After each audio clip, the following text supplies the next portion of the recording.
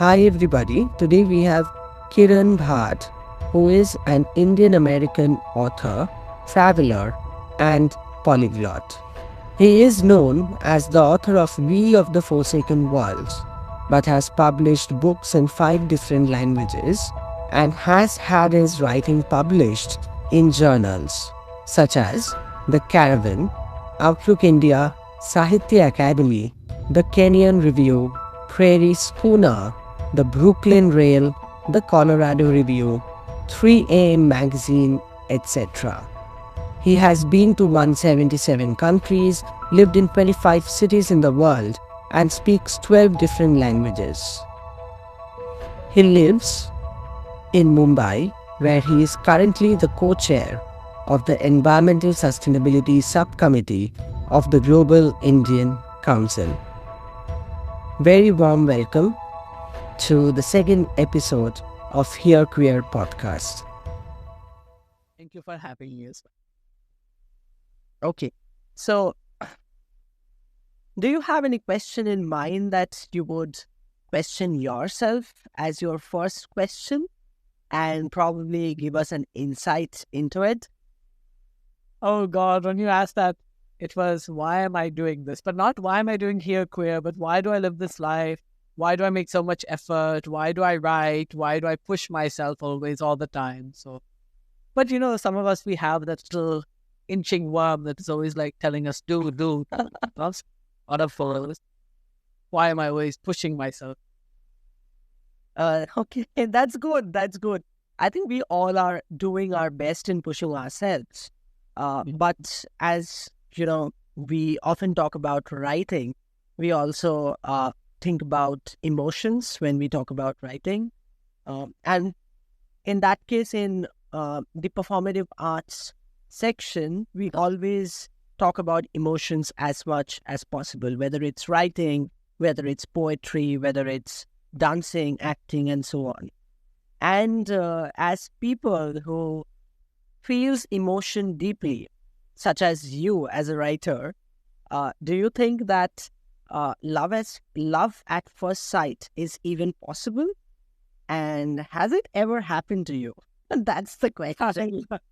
I like how this paragraph about a paragraph of thought has come, and somehow we have leaped from like the affinity of doing things to then emotions to psychology to then love at first sight. Way.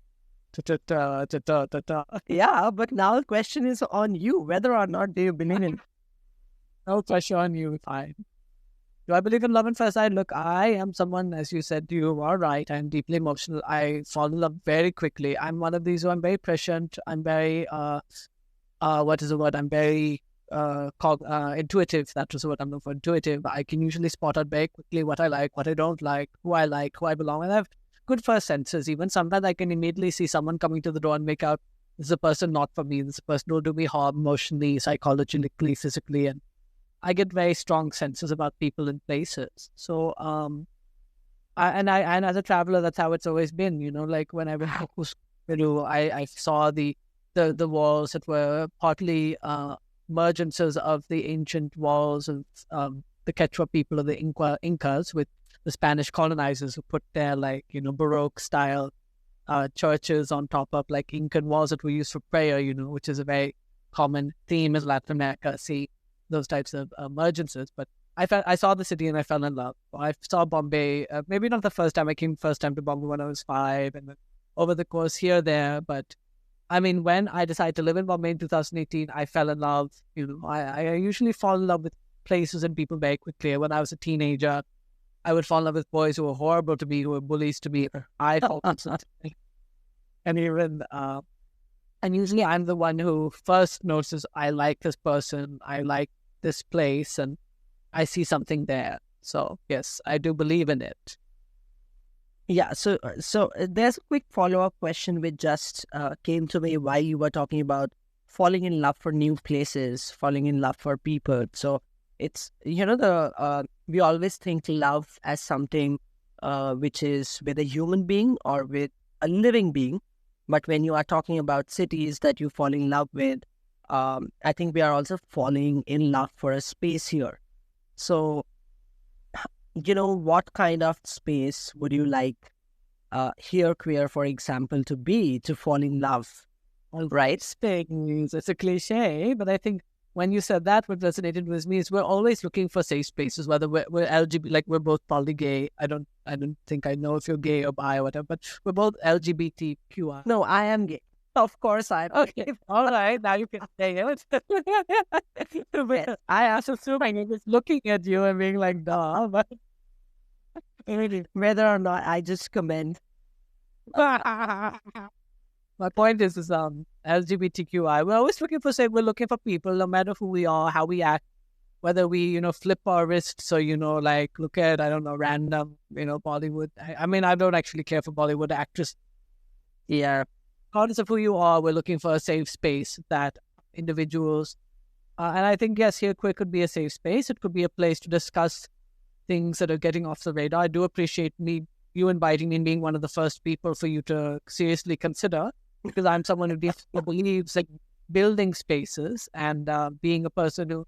I was thinking about this as well. Like, I don't do it for the ego. I don't do it for the fame. I do it because I really want to create these connections and create these spaces and be part of the ground of a lot of spaces that I just don't feel exist on the planet. And I do think there need to be a lot more LGBT QI positive spaces all across India and the world. And any space as such, I would like to be there to whatever advice, whatever guidance, whatever perspective I can give, I'd love to give. So I think being that space that can be like a lot of people can reach out and say, I think we could see this.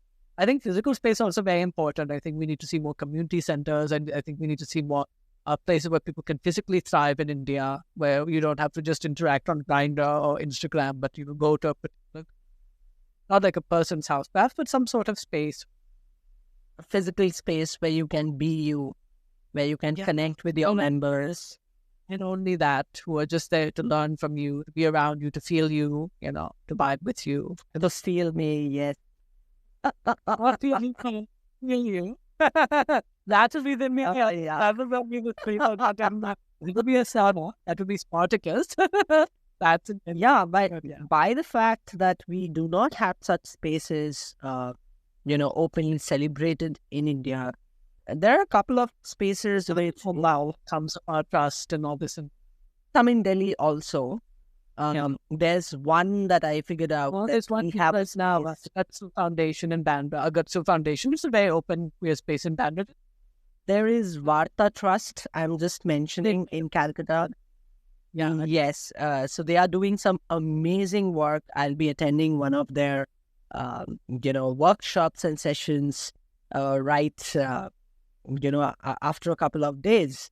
And they are celebrating people with dementia from the community. So it's a space to talk about dementia, people who are like you and me, who keeps forgetting small information and maybe beyond that.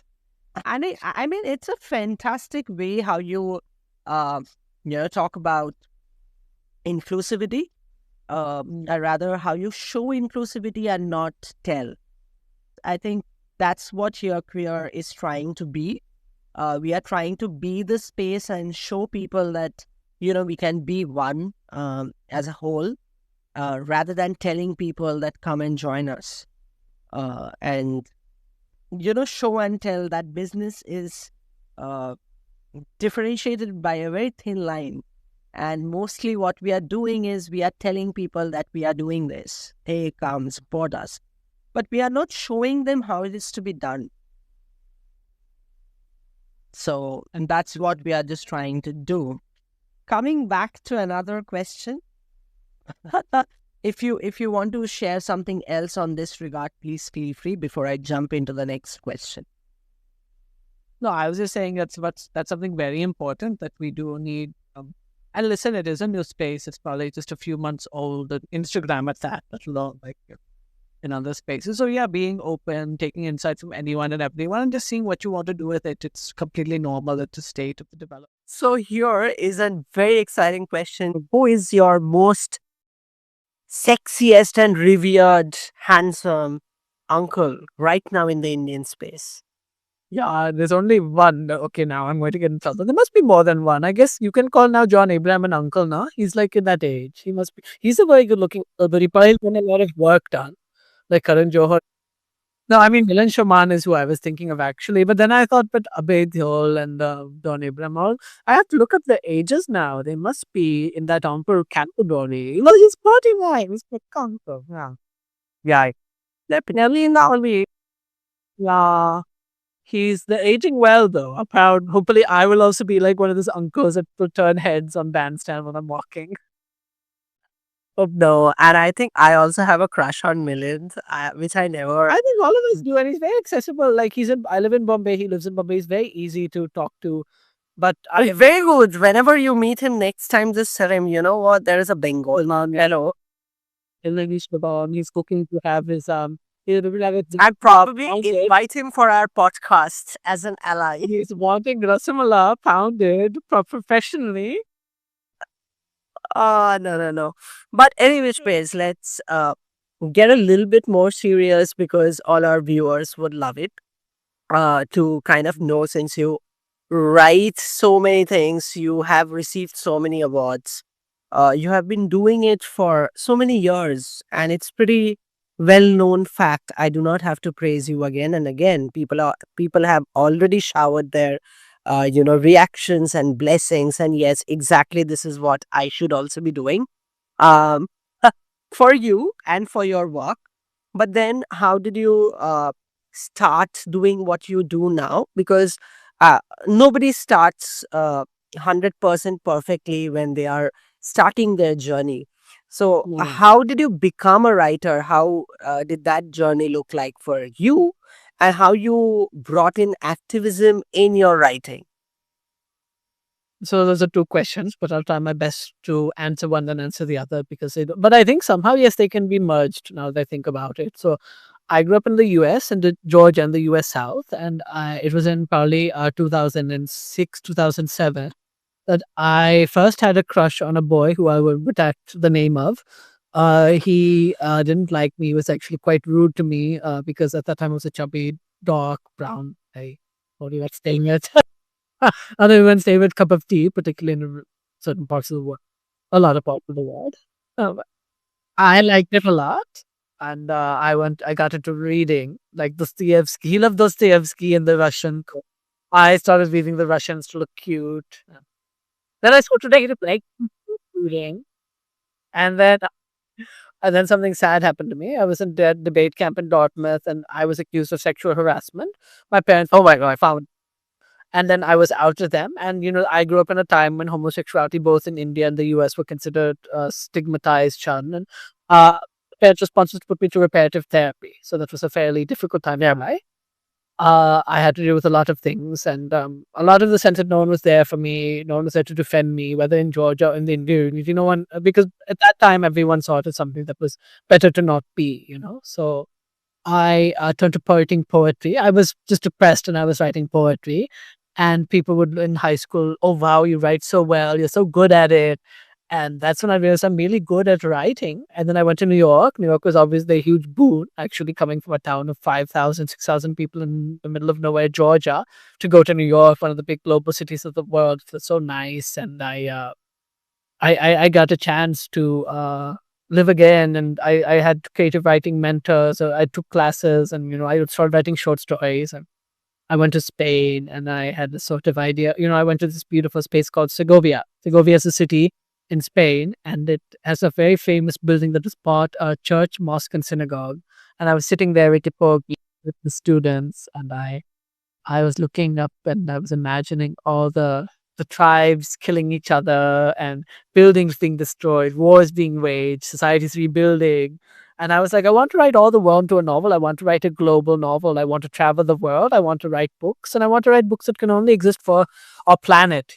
So I started going up and down the earth. I took a job teaching English online and worked that job teaching on the internet while I would travel and write my first novel, which later became We of the Forsaken World. And then in 2020, I was published. I started to build a career and reputation in fiction and then later poetry. And that is where I am today. Now I'm a full time fiction writer and poet, and I earn my livelihood and reputation from it. And I think it is fascinating that my even though I usually keep them separate, I'm just an open gay person who sometimes writes queer books, sometimes writes environmental, sometimes write about different cultures.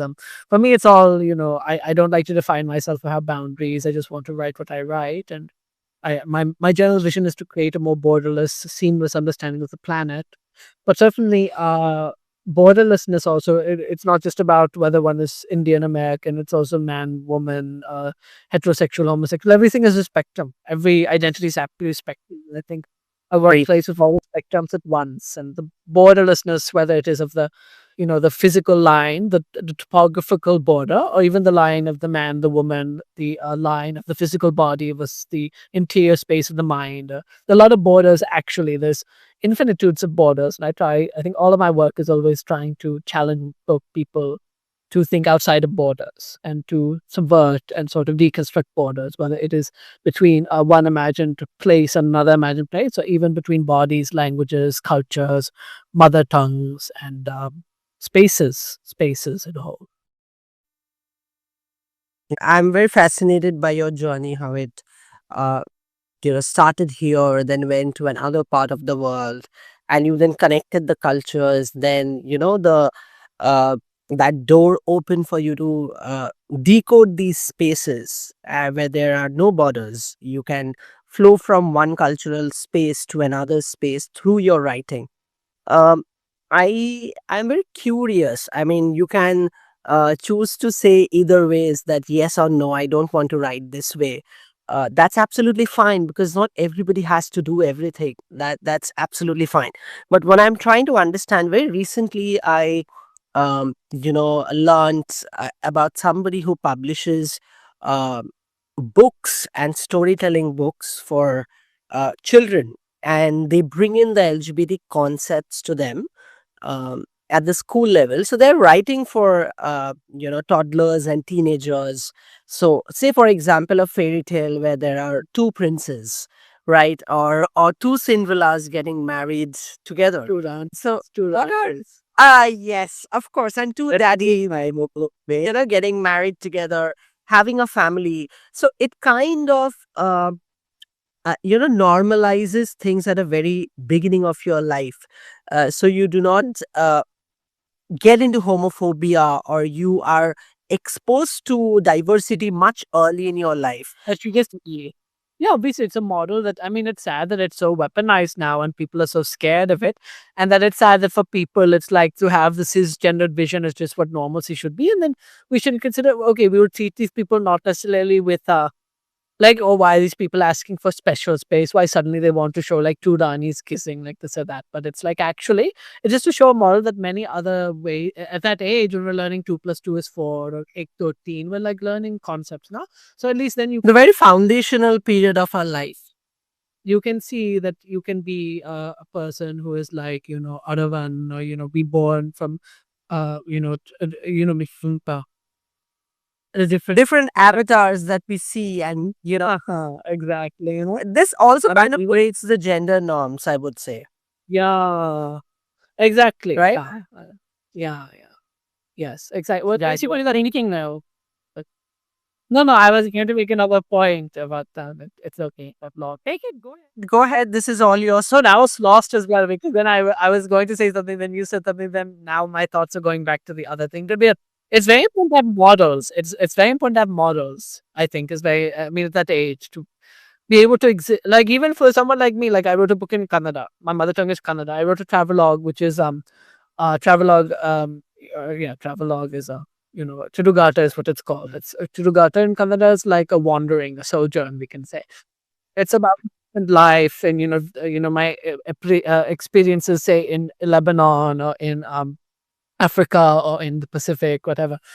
And I wrote that book in Kannada because I wanted to show young people who happen to use Kannada that you can be a traveler. You can meet a person who happens to be of Kannada origin who made a life and a living just traveling and writing books, and that's okay. That at that age you can consider I don't have to live all my life in a ghao and in Chitradurga or something. I can actually go someday and meet cool people, like live in a Fiji, and meet cool people in some tapioca plantation or something. Not that that might be the fullest thing if you come from Chitradurga. I mean, that's a little bit. I mean, where you can go to New York or Buenos Aires or something.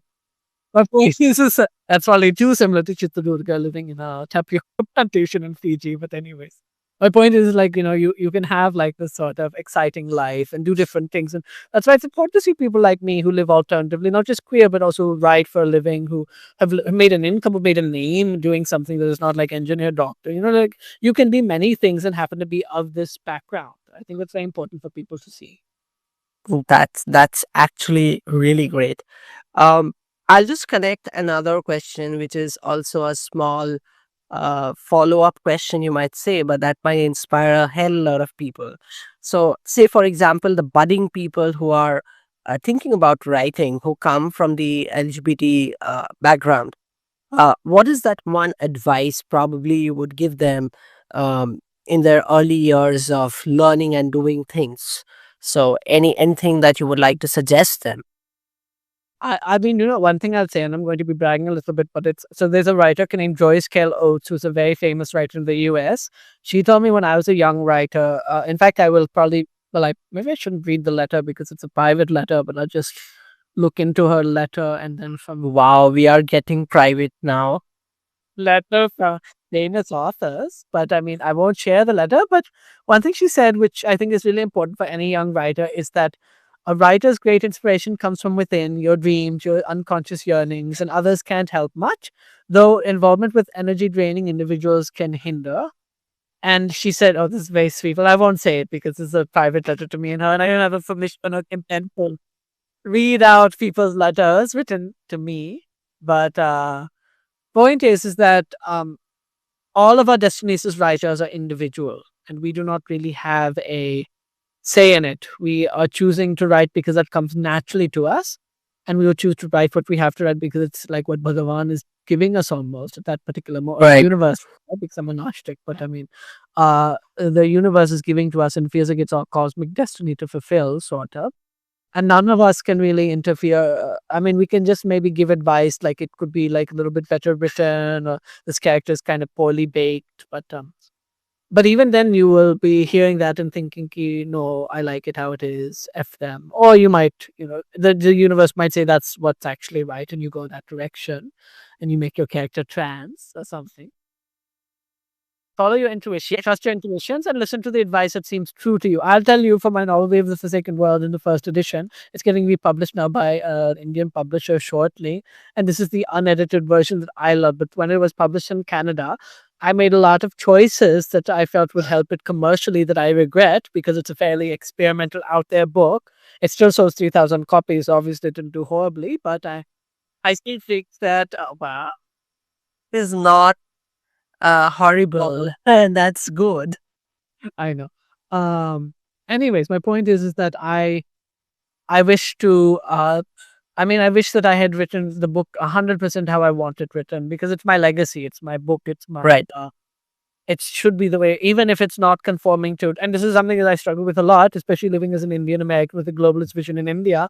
A lot of my vision and understanding of literature is not like the Indian style or what Indian publishers were there before, which is very masala, very cut and dry, very a certain way.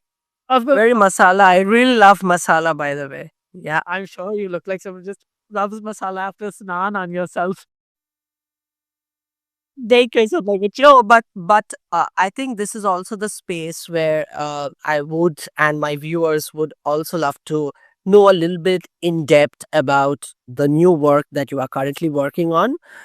Sure. And yeah, so just go ahead, take this space, explain it to us that what it is all I have about. a novel Maybe a called little bit. Sure. I have a novel called Hirar. You can find it www.hirar.world. Sure. Shawan will probably put some link somewhere. Yes. We have to like this, and then there'll be some link in his hands or something. Anyways, Hirar is a Spanish word, Girar. Girar. It means to turn in Spanish, like gumna in Hindi. So it is like a turn around the concept of the planet to the concept of the family. It involves a mother, father, son. The son is gay and involves a mother, father, archetypes. Learning to appreciate and understand the son over the course of a decade, from 2020 to 2029. And each story takes this archetypal family and imagines them or recontextualizes them into a new culture, a part of the world in each installment. So we have 365 different installments, and each installment is taking place in the time and day, like say April 15th, 2026, set in Honolulu, Hawaii. 9:33 a.m. Honolulu time, as mothers outside of a house watching the whales flip around, in the ocean. So you're seeing this, and it involves some story involving mother, and the story is imagined and published, and it is published on that time and date, like 9:30 a.m. Honolulu time, as if it's a real thing, like happening, like when we hear that now Cuba is not having electricity or Bangladesh is having elections, like this sort of thing. And you get your email, so you pay 100 rupees a month to subscribe, and then you get your email sent. If you're subscribed, if seeing this kind of real piece of life happening in front of you, and does it for a decade. That's the main novel I publish. That's amazing. I mean, yeah, I'll put the link. Please, please. I'll definitely put the link. It will help a lot of people to really get in No, touch with you and your work. yes, and it's a novel that one has to read if one It's literally a queer Indian American kind of selling what is the vision of the border, what is the vision of the boundary, what is the vision of the body, because it's literally me taking a very personal story. As my parents have struggled a lot with my sexuality, now they're okay with it. Telling that story, which a lot of us might relate to, as they go from like completely, like my mother was calling me the black sheep of the family, like telling she's going with you to kind of be away from me, take me away from nephews who I were very close to because she was afraid I would touch them inappropriately, to now being a person who's like kind of chill with my sexuality over the course of 15 years. Let alone, let me also explain, these things take ages for families. So like it took probably almost a decade to get over it. But the point is I documented that process and I've written a book about it and I've taken it and kind of universalized it and given it a different global cultures as well. So Yeah, so I think we would also kind of love to understand is, since you already brought the topic of your family, that how you documented the entire process, and how you wanted to tell the story to the world about that process also. So what are the various things that you realized were the challenges while documenting the process? So so talented was my mother and father. I mean, we love each other. We have to love each other. We put in the same earth and the same family. And they've grown a lot. They're deeply ashamed by what they were and who they were. And I'm not telling like now that I mean, even though I know deep down it still affects them because it's hard for people, particularly of our background. Unfortunately, parents plan their children before they're born. That's unfortunately one of the reality results.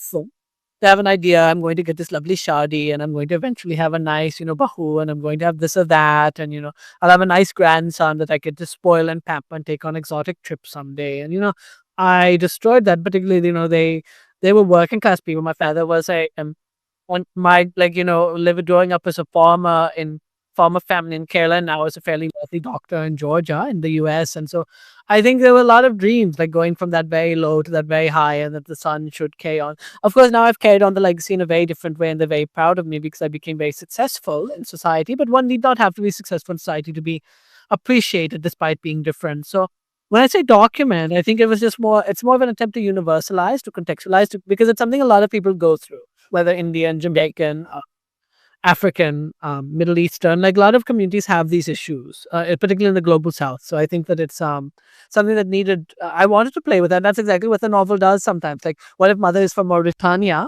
Or what if mother is Tamil? Like how does a Mauritanian or a Singaporean have internalized homophobia differently than, say, a Tamil person? So playing with those niches and nuances in the novel was very fun, because I could combine the cultural knowledge I have within something very personal. So that was fun to do. that's absolutely great. But I will also kind of ask you to um, tell our audience or share whether or not it also revealed a little bit about yourself in the process.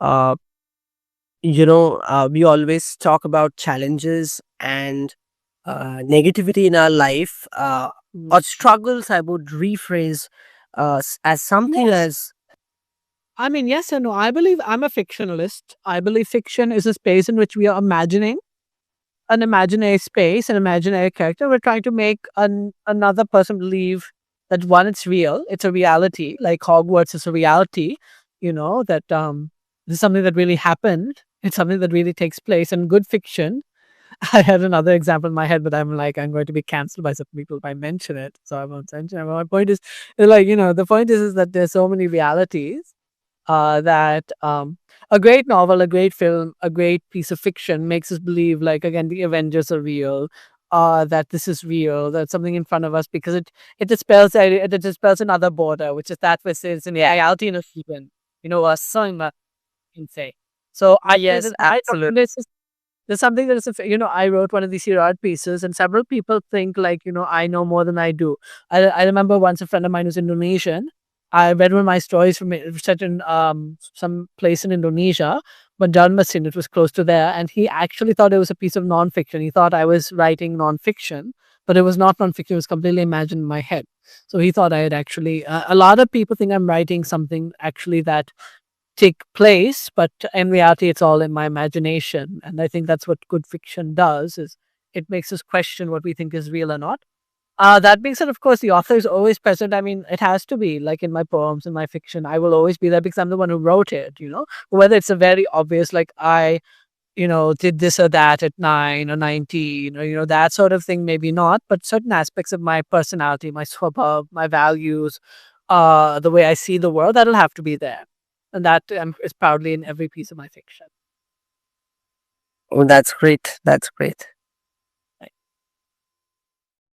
We're also talking a lot about your work, how interesting your journey has been while documenting your own life, and how important a writer can, how beautiful a writer can create images of society, um, which sounds fair, which sounds diverse, um, which can create a whole new reality for someone, right? So it has to be that convincing. Absolutely, I support this personally, because as dancers or as actors, as painters, I think we all do that. We all create certain spaces or ideas about things, relationships, which we want or which we are seeking in our own lives, right? Because that's what genre comes into play. When we are looking at a horror movie, we are kind of imagining ourselves to be in the space and dealing with those challenges. When we are looking at a love story, we imagine that we are in the fairy tale, just as the prince and princesses are shown by the author or by the directors. Now, let's move on to a very interesting question, because we all know that you also do work with translations and how you reflect those same storytelling, you bring in from different languages and then translate into other languages. So do you think that during the process of translation, it is also important for you to uh, understand the nuances of that process itself, how you would consider that if there's a loss of an emotion just because for the choice of word that you make. So do you really think that you should be careful how you do it, how others should be doing it, whatever comes in your headspace for the moment about translation as a process? Would you like to share that with us? Well, first, I'd like to give some clarifications. I speak 12 languages, and my languages of choice, or my languages of higher, not highest, but higher proficiency, would be English, Kannada, Spanish, and Portuguese. And these are languages that I like to use in my translation work. Currently, I have translated. I used to live in Mexico in 2021, and I worked with several indigenous communities of the Mayan backgrounds, but one was from Oaxaca, so Zapoteco. But generally speaking, I've worked with Mayan communities, particularly in Xochitl and Tzotzil languages. But I've also translated a poem in Kanhobal, which is another language of the Mayan family. I largely use Spanish because I'm good at Spanish to translate these writers. And I had two books that I have translated. One is from the Sichimal Chil, And there was a collection of 6 poets who I translated to English using Spanish as a medium for their Tzotzil. Then there was a book by Antonio Guzman Gomez. He wrote a collection of haikus. And since they're short, and he wrote first in Spanish and Sautal, I wrote into English and Kannada his haikus. And on that haiku, we have like 4 different languages: English, I think it starts English, um, Kannada, Spanish, and Tzotzil, something like that. His languages versus my languages, basically. Yes, everything, absolutely. It's extreme. To be a translator is for me to be a reimaginator. I'm not someone who believes in text to text translation. Particularly, I'm a poet and a translator, and I probably would focus particularly on poetic translation, which involves reimagining. See, poetry and particularly language is about sound. When you make a shaw sound, a ra sound, whatever random sounds come to my head, the words that we're trying to create through a poem and the effects that it gives is usually through the sound. So when we're translating a poem from one language to another, that complete process gone. Like, so whatever truth is communicated through a sha sha sound in some Bengali poem, it's completely dead when I write it because that sound doesn't even exist in English. So whatever sound I'm now giving in English, so you have to take that sound. How to replicate the emotion brings? How do I replicate, like, the word, the feelings, etc. So as a result, for me, poetry and reimagining, translating in poetry is reimagination. How do I make whatever this poem is trying to do to me in that language feel? How do I give you that feeling in Kannada, or Spanish, or English? That is what I would think more than the actual, like, the word translation swabhav of personality. Like maybe a swabhav spirit would make, depending on like what else is coming with Swabhav. I would have to maybe use spirit or soul rather than personality, even though Atman is probably close to soul, but the sounds might align better if I use different words and the the rhythms and all this and that. And so absolutely something is always lost, and something I always believe that when we're reading a translation, we're not reading really that, but we're reading the rendition. It's like, you have the Tulsidas Ramayana, which is different from the Valmiki Ramayana. Do the same story, telling the same story and just reimagining it into another time period. Or, when you watch your soap operas with your grandmother, that would then be another reimagination of the same story. So a translation is like that. And I think good translation, like good fiction, makes you forget you're reading a translation. You just want to keep reading the poems or the stories and being but yeah, a lot is lost. Probably nothing is gained, but a good translator doesn't make you think about it. And a bad translator only makes you think about how much you've lost, how painful it is to read it, which is why I don't like word to word translation. I think you have to just reimagine it and make it flow. So I think just I would like to add to what you just said. What's also something that you only gave me right now in our conversation is that during the translation process, it's also about uh, keeping the imagery alive. Like you are the images that the poem or the write up is trying, or the story is trying to portray. I think you try to keep the same essence and the picture in your mind while translating that. Let me actually get one of my translation books. This will be more helpful. Oh, that would be lovely. That'll make it less abstract.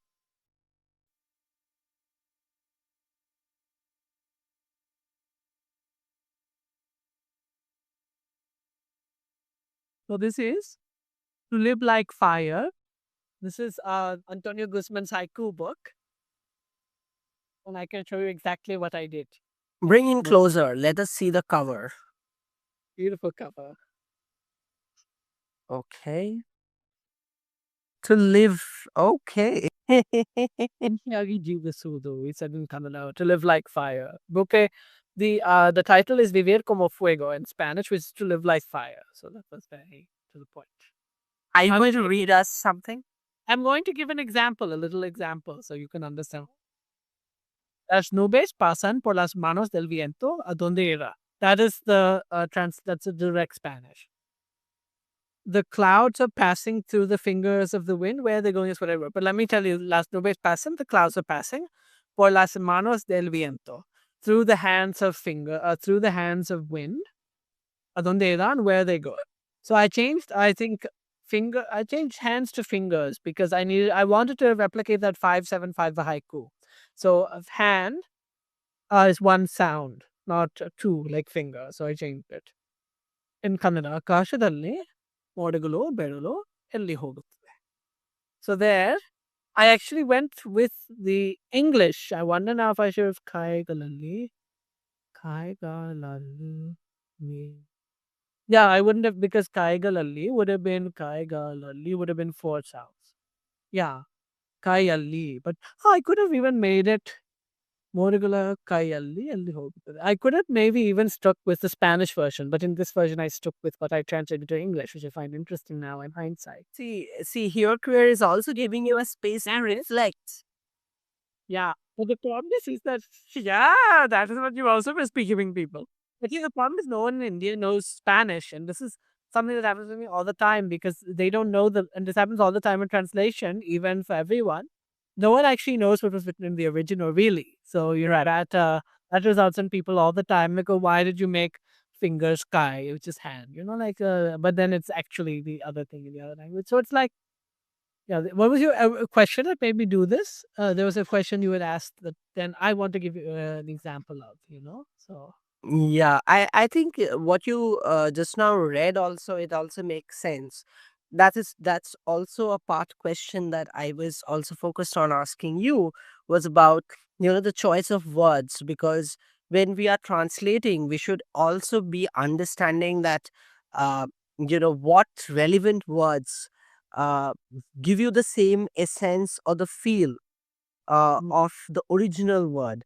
So, and mostly what you have just now given the example also reflects the same, that how you just calculated something and the closest word that you could find that people would understand and also relate to is also hello. important when you talk about Right. translation. Because haikus have a 575 count, so I have to be strict with syllable count. So, but if I were writing free flowing poetry, that would not have been a consideration. I could have written much more and I could have translated much more accurately. But because there's this syllable count, that maybe I'll now show the other books. Also, a chance to show them all. Okay, go ahead.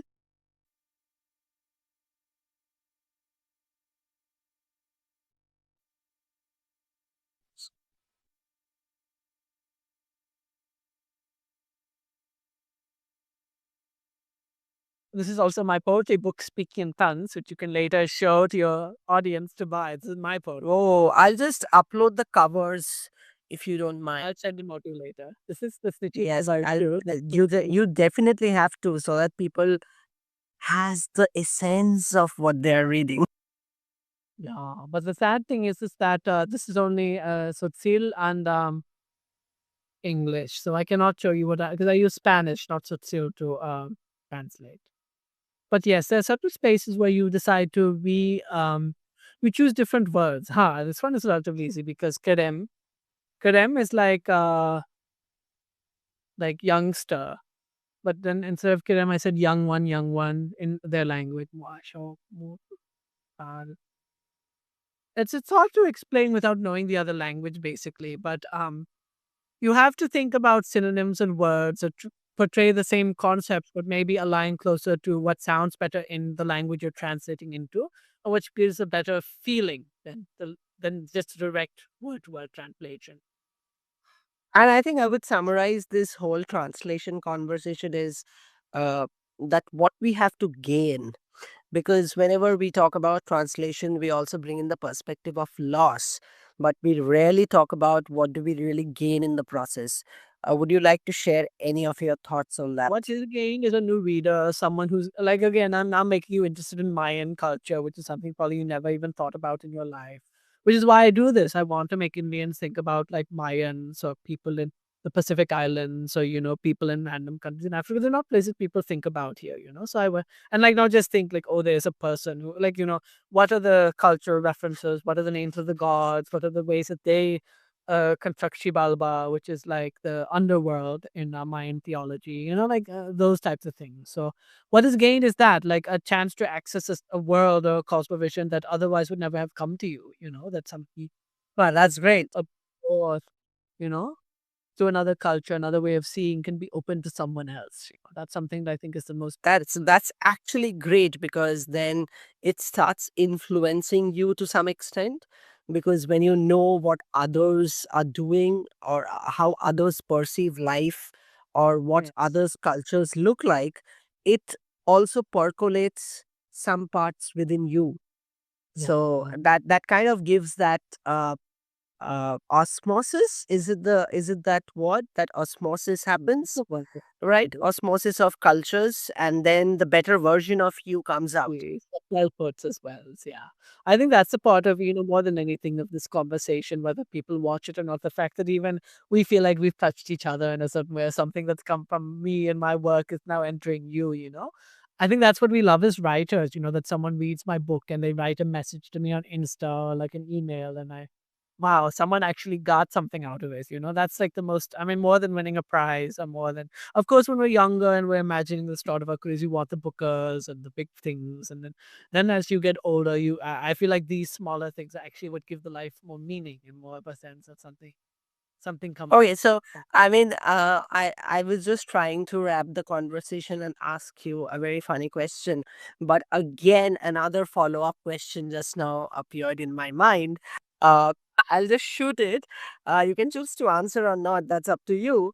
But then, right now you are a famous personality with so many followers, so many books out there in the market, and however you can make the gestures, but the facts remain that you are a famous personality, a prolific writer.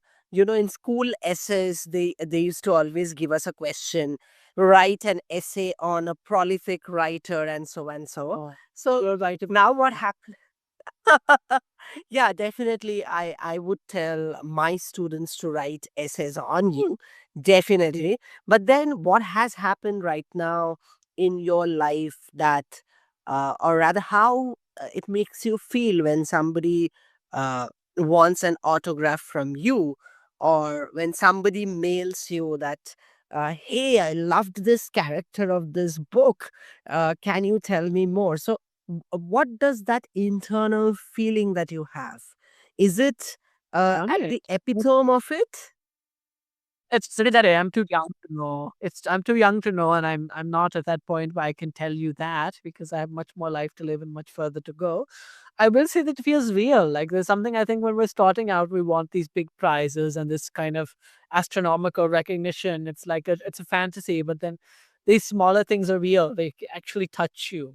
They make you feel like it's actually something you are doing the work of a writer. As an author, any artist, we're trying to, whether it's through our books or through our dance or through our films, we're trying to take ourselves and make it live inside of another medium, another existence. Like even this podcast interview in a certain way, it lives on outside of me, and then someone else interacts with it, and then it's transmitted. That I've spent sort of my essence to someone else through a book. So the fact that I have done it and I have proof that I've done it through an email or through a message or through even an encounter goes to show that I am doing it, whether it's one person or lack. I mean, the feeling is probably actually more when it's one person because it feels intense, it feels personal, it feels real. Whereas I don't know, maybe when I'm like, if I ever become like Jhumpa Lahiri level famous, maybe it'll, one hopes. Or one, not even what I hope for, I don't know. One wonders whether it'll have the same feeling, I mean, whether it would even result in anything. So I don't know. I'm happy with that feeling that something has gone, from me to someone. You are happy with feeling that people are enjoying your writing and they are Getting getting something out out of of it, and that something of myself transmits through my work into another being and touches them, enhances them, teaches them, improves them. I think that is something valuable. And I always, I just want to make this one of our, you know, signature questions in all our episodes. How can we help in your journey? I have no idea. I don't know. Thank you for asking it.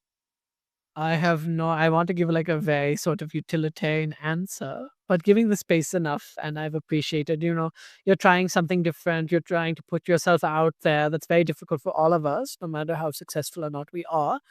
And thank you for letting me be one of the people that you wanted to be there at the beginning. I appreciate it.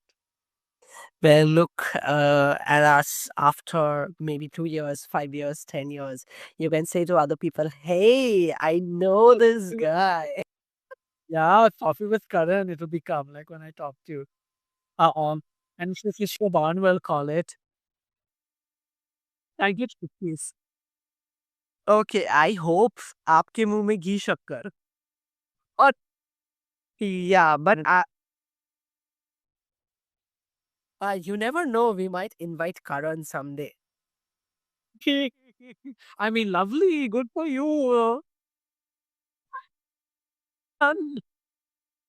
No, but jokes apart, the guy has done something that inspires me a lot.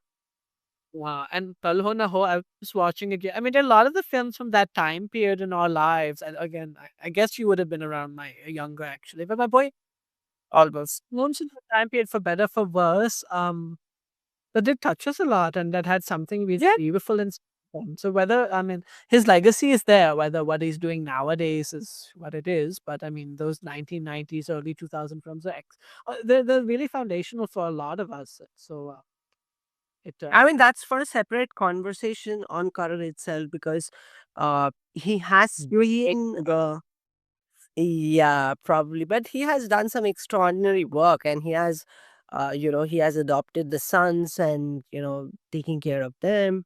He has built a family of his own in a non traditional way. He has definitely penetrated in India's life. and I will be doing that, yeah, and in a few years I want to do Oh, you will be doing that? Okay, okay. All the best. I'm waiting now, but if I buy 40 app one, I think I'll just do single parent adoption and just do my best. Okay, so no, no, no. Let me just ask you a specific question to end the episode. I mean, since you mentioned that you are going to adopt in the next few years, that means the ambition to a family making is already in the process. So, what kind of relationships do you really admire and currently you are looking forward to? Because when you talk about adopting babies and taking responsibility of a family, what But kind of family is your perfect family? I don't have expectations. I don't believe in perfection. I had a lovely relationship that really meant a lot to me that fell apart last year, May, and I'm okay with it. We're still very close as human beings. Whatever comes, and I don't have expectations for any of my relationships being friends and all this or that. But I let it be. I think if anything, that relationship taught me that whatever will come, and it's out of my control. And I'll just try to find happiness in the moment, but you cannot predict who you'll be with and what means. So No, I don't but have then what kind of relationship are you looking for right now? I mean, what kind of a man that would make you happy? just a fantasy thought. I don't think I It changes every hour. Sometimes I think, oh, maybe when I go on my trip to London next month, I'll find, yeah, I have some friends like, a black Portuguese guy who I might have a serious discussion with when I'm on my Europe trip. Of course, it'd be nice to find someone local because I live here, but if someone wants to come and live here with me, that'd be great. Um, I don't really think it matters to me. I think anyone and I'll just let whatever happens happen. There's some lovely people I met here, but my problem with dating has been mostly that you have one or two good impressions, two dates, and then the people just go, they leave you sort of. So it's like I So don't. you are trying to say that um, we fr- we as a part of the LGBT community mostly are not that stable enough, or we are always looking for something new. Yeah, we're always looking, but it's not. I don't know if it's LGBT or India, anything like that. I just think maybe the time we live in, everyone is looking for the next best thing, or people are looking for a one night stand or one time. Oh, I had sex with an author, but it's not like a real commit. They don't want to meet a second or third time. That's like a Nice to stop having that. checkbox tick. Yeah, I get some lovely grinder, like, oh, I recognize you, this or that, and I have some lovely hot sex. But I think generally speaking, yes.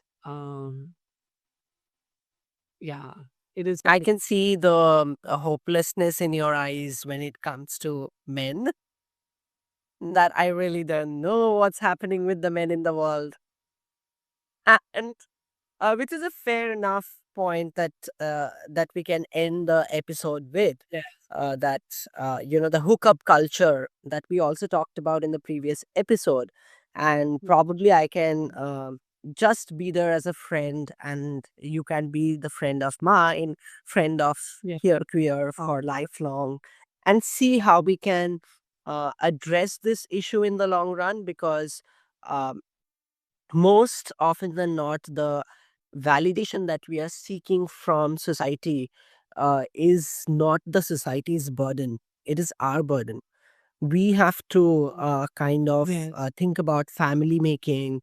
We have to think of taking responsibilities as a queer individual. That's what I would love to end the conversation with your thoughts. Yeah, let's just hope for the best. Okay, let's just hope for the best. So, thank you again for joining us today. Um, and we really wish, hope, pray that your next ventures are equally and doubly successful, so that we get to read more of your work. And for the viewers, please follow the links which are being displayed, which are being added to our bio, to get hold of him.